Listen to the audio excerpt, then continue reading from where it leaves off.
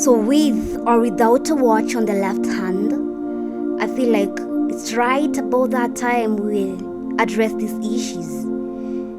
You see, two wrongs don't make a right, but when a right is left, it makes it wrong. Studies by the National Gender and Equality Commission shows that 1 in every 3 ladies experiences gender-based violence. 39% of women experiences GBV. You see, there's no clear percentage for men, for it is sad that some never live to tell the story, and those that do are silenced by the society. You see, these are not numbers, words, or percentages.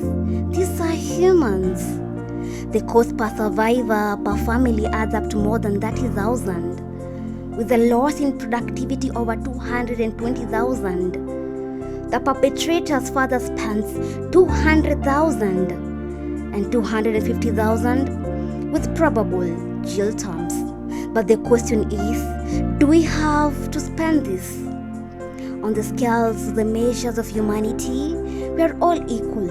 But every single time we direct violence to a person based on their gender, we defile equality, aligning our humanity. I believe that our differences should make us equal, and this is not a late night conversation. This is a wake-up call, and the phone is ringing. We all need to answer. If we do not speak up, you see that little girl, that beautiful sister, that charming nephew, that special cousin will be caught up in these shoes, and it might be too late to tie the laces, or probably too late to walk away. These issues are our daily headache, and we cannot stomach it. And I believe it's right about that time when we left the little coin to silence equality and work for bigger changes. For I believe that bitter truths make better lives. And today I want to speak.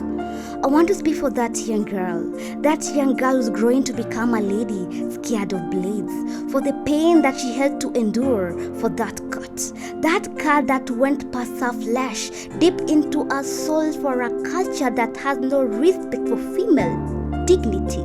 That woman ignoring the comments battles for the match that she has received from the society, with so many images in her gallery, but none to picture herself in.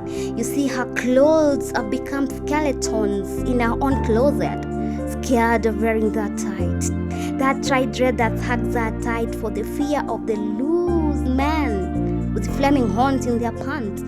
That woman scared of chasing her dreams from her weekend beliefs and toxic working environment that unlicensed her self-drive. Today, let me stand up. Let me stand up for that young lady, that young man with disability, living in a courtroom where the teachers, the coach, the society judges them by their inabilities, denied the freedom of expression, freedom of participation, freedom of education, and tell them that I believe that their abilities make them special, and they are people of standard, and that's why they must attend those classes and exercise on books. Today I want to speak. I want to speak for that woman who was forced into marriage before she could even know herself. That woman in that relationship where violence is like a cup of tea served like prescription in the morning, then with a double dose in the evening. Well, you see, that slap hurt her ear. That punch broke her ear. Well, you see, that kick tore her ear. She is afraid of closing up her eyes, never to open them again, living with a death wish. Today, let me speak.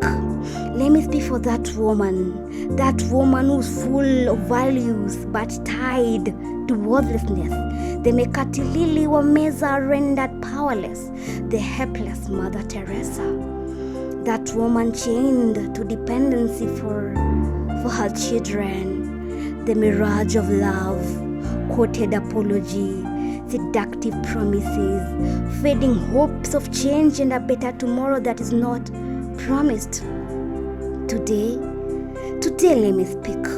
Let me speak for that young boy who's dragging his feet to school, carrying a backpack full of pains and sorrows from his father, his stepfather, his uncle, that man who is scared of trusting people with his back. Today let me speak.